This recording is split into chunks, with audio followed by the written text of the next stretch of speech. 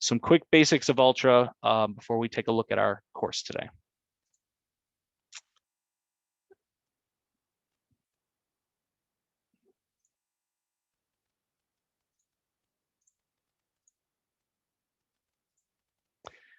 Okay, first of all, I won't go through all of these, but in our PowerPoint slides, these are all hyperlinks to various helpful links on using specifically the Ultra Gradebook.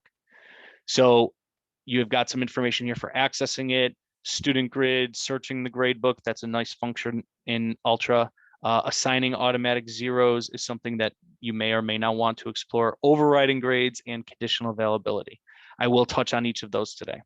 When you enter the Ultra Gradebook through the icon in the upper right, the fourth icon, there's a gear that gives us options for looking at some settings.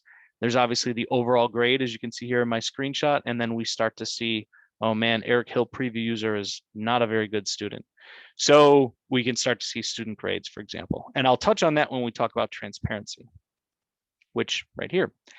A relatively new development in Ultra, I want to say this came about maybe over the summer of 2020, is this option when you're in the gradebook to go to students. So you can see in this screenshot that Raquel, Greg Ford, Eric Hill preview user, none of them have an overall grade. I'll explain why in just a moment. And their last access, we can see that information. So this is something that's definitely very helpful to have that access to that information and have a real conversation with students about when they accessed and what their overall grade is. What's also nice is if you click on the student's name, you can bring up only their grades in isolation, so they would not, so you would not see any other student grades. Only, for example, if we clicked on Greg Ford's name, only Greg Ford's grades. This could be very helpful in your one-on-one Zoom meetings, for example. It's very important with FERPA laws not to show students other students' grades. But if you did want to go over a student's grade with them, make sure before you share your screen that you've already selected their name, and therefore you would only see their grades. If you're sharing your screen, they would only see their grades. So some things in there, you can certainly update the grading schema. In the grade settings themselves, we have things like assigning automatic zeros, adding the categories, which I mentioned earlier, and creating a new rubric. Our next slide has some information on how you can import a rubric if you have one.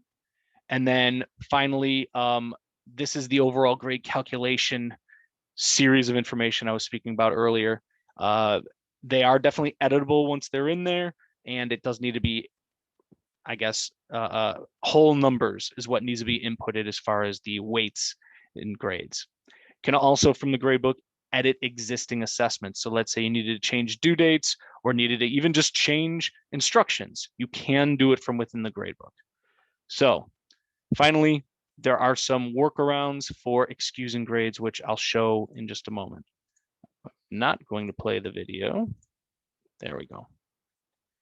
I'm actually going to now leave our PowerPoint and come to a fake gradebook that I have in my playground course here.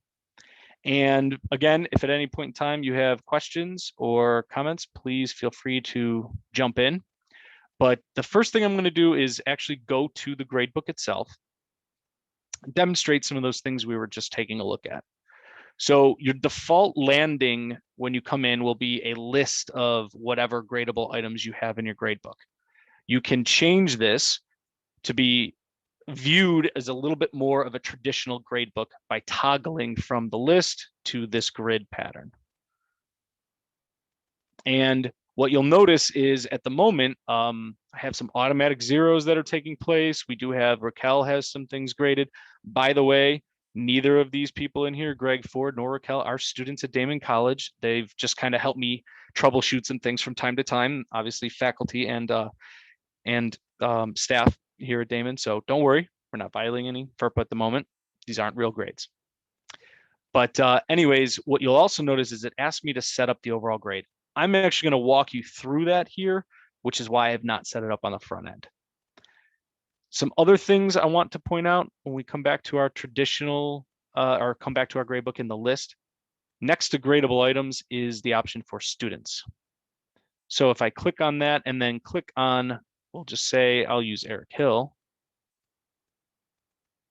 You'll notice that Eric has a bunch of zeros and then a bunch of things that just haven't been graded at all, then some more zeros, and it's only Eric Hill preview user. From this screen is where I could potentially have that one-on-one with that student, show them what's going on. Well, you know, if you look at this, this might be a reason why your grades aren't so great. I can also send Eric a message from this send message button in the upper right. But I do have grades in this grade book, right? Automatic zeros started filling in, but when you look at the overall grade, there is no actual grade percentage in this overall grade. The reason for that right now is because I have not set up the overall grade. So once this is set up, numbers will start to get populated. I wanted to demonstrate one thing with this today, though, so you could sort of see a little bit more practical example of grades going in. So I'm going to enter student preview mode for just a moment.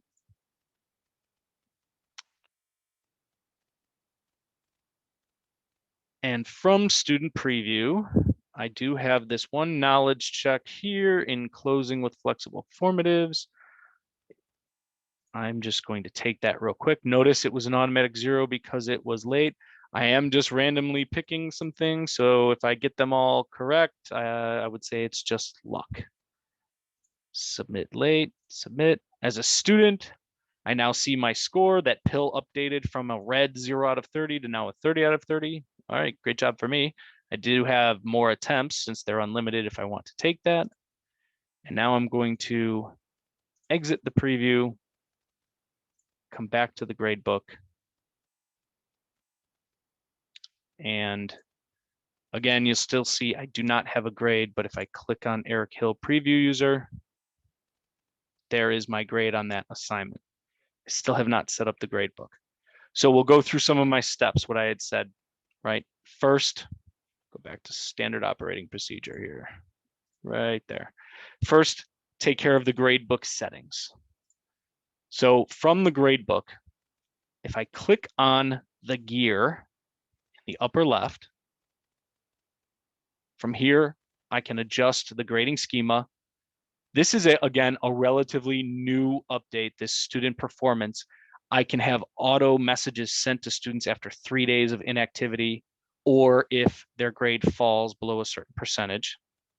I just need to obviously, and I get to choose what those are, check this box. I can assign automatic zeros, but right here is where I can now add a new category.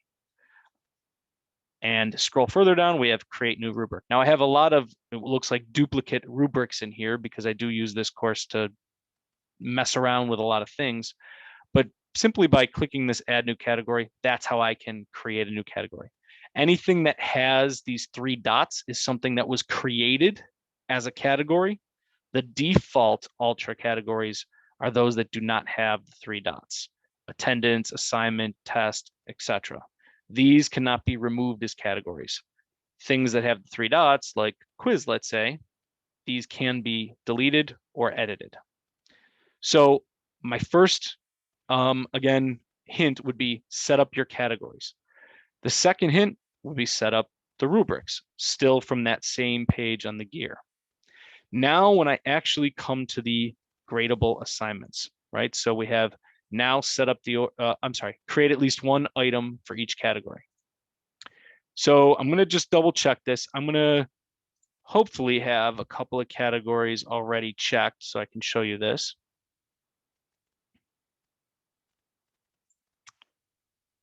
And let's see, this one is tagged as a learning activity category. If I needed to change that, I could come into the settings and right here, change the category, in this case, to maybe blog name or quiz or leadership, whichever category it actually needs to go as. Obviously, these are the same list of categories that we had at the beginning when we saw this. And uh-oh, are we frozen?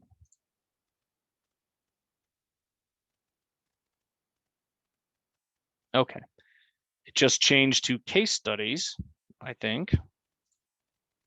My computer is being sort of slow, forgive me. Nope, still a learning activity. So we have a knowledge check as a learning activity, and I'm just going to check another assignment real quick. Let's see, steps 8 and 11, this will be automatically tagged as a discussion. I can tell by that icon.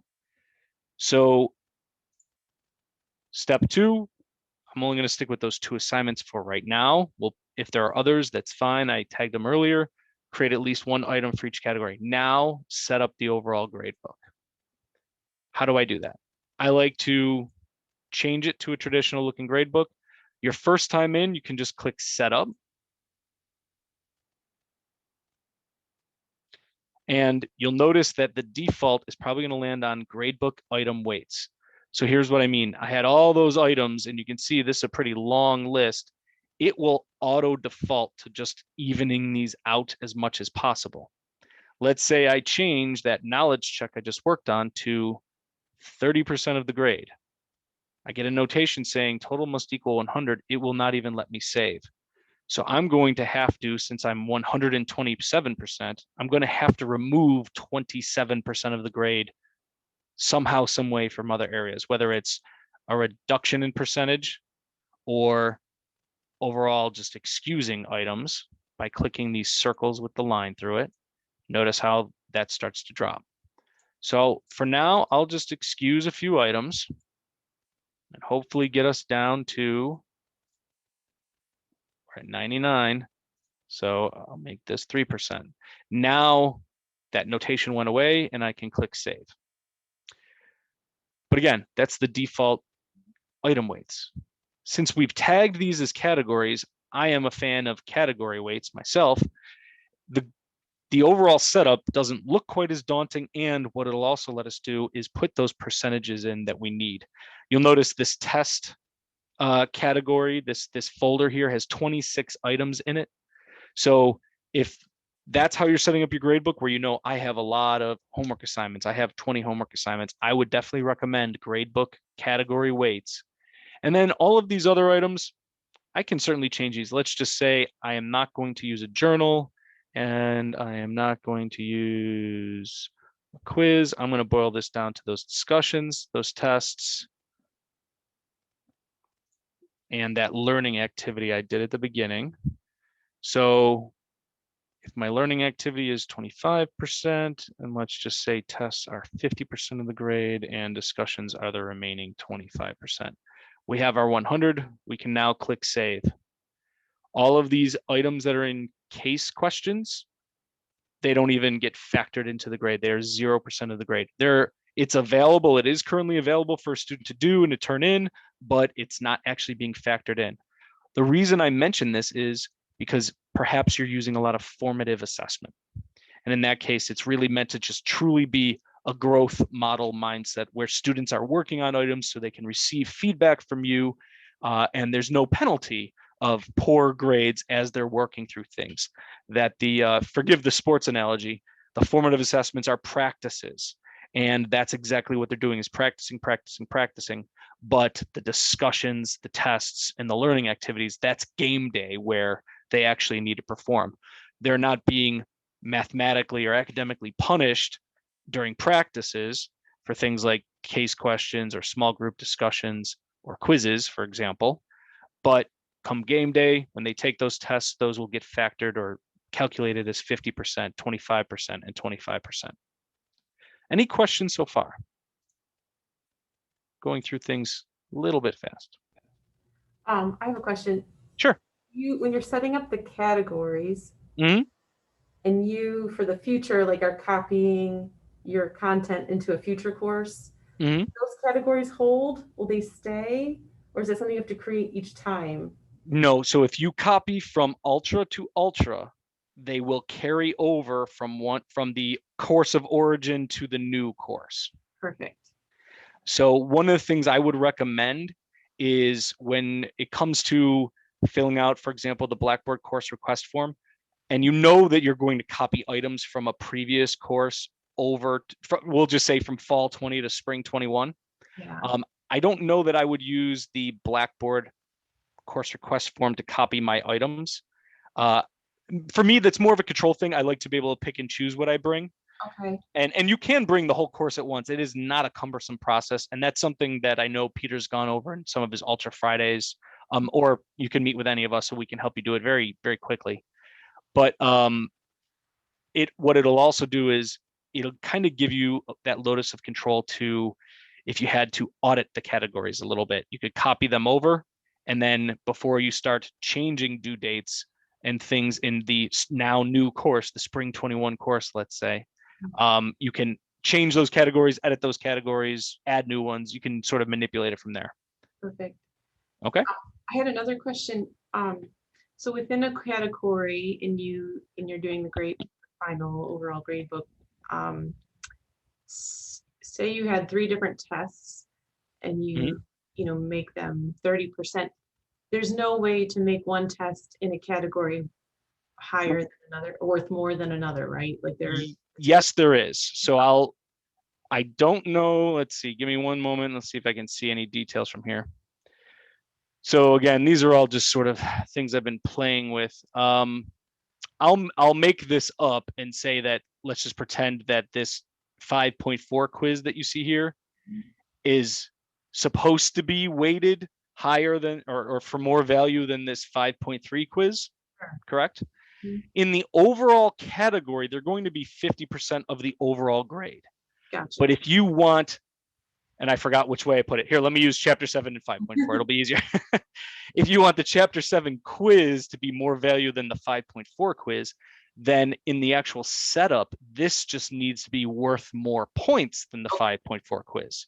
Perfect. So if 5.4 is worth 20 points and you want chapter 7 quiz to be double that value, you would make the chapter 7 quiz worth 40 points. That makes sense. So that's what would weight it within the category, is giving it more value within the category, if that makes sense. Yep.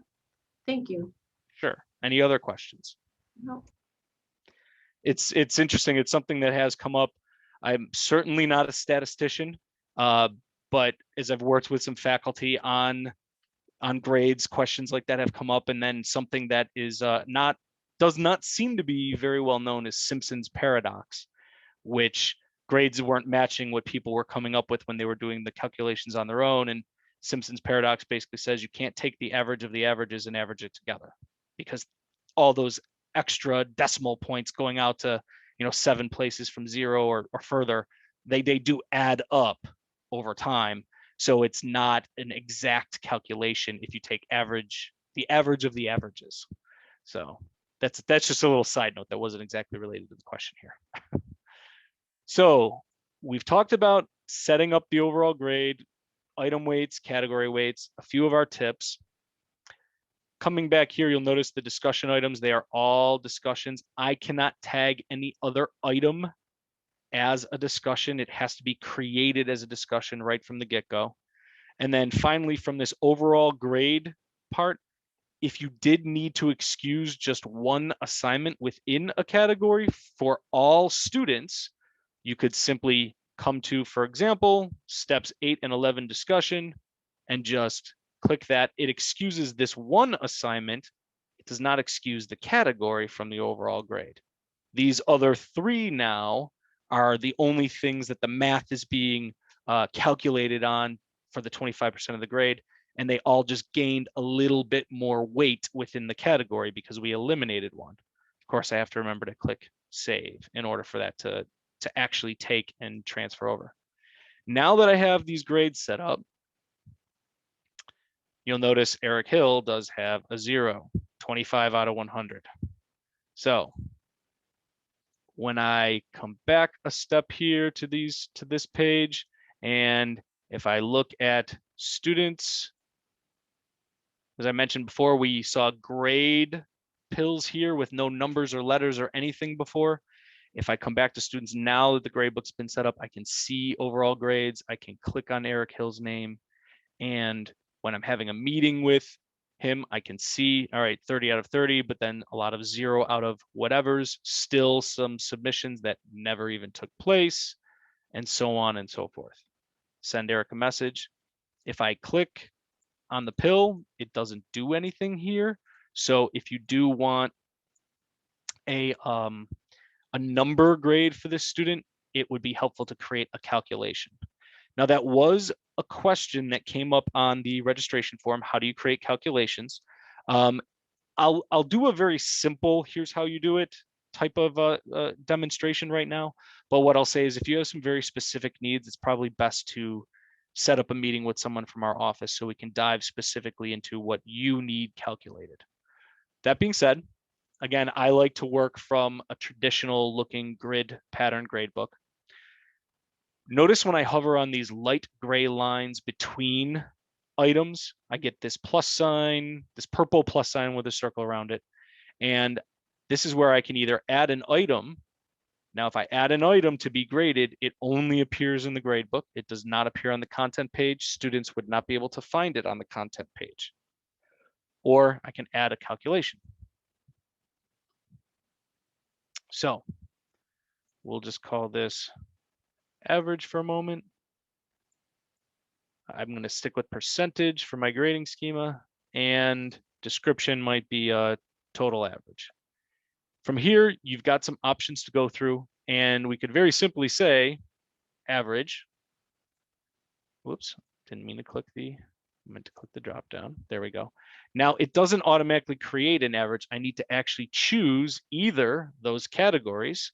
So in this case, I believe it was, let's see, I think I had test and discussion, and I think it was learning activity. I either need to choose those categories, or I can come down a little bit further and notice I can choose the very specific assignments for this calculation. Obviously, it'll depend on your needs. So when I click save, it says valid expression, it's been validated, everything should be good. And then there's Eric's average. Now I have a number, 33.3%. It's hidden, I can tell because of this slash that exists. So it can't be seen, which means I didn't make it visible. So in the upper right, I need to change it to visible. There we go. And now when I come to my list and click on students, click on Eric Hill, there's the average calculation there. I can point out to Eric that yes, you have an F, it's a 33.3% in this case. Questions about calculations. Again, I know I went through a pretty simplistic demonstration there. Specific needs are certainly can be handled maybe if we have some time at the end or in a one-on-one.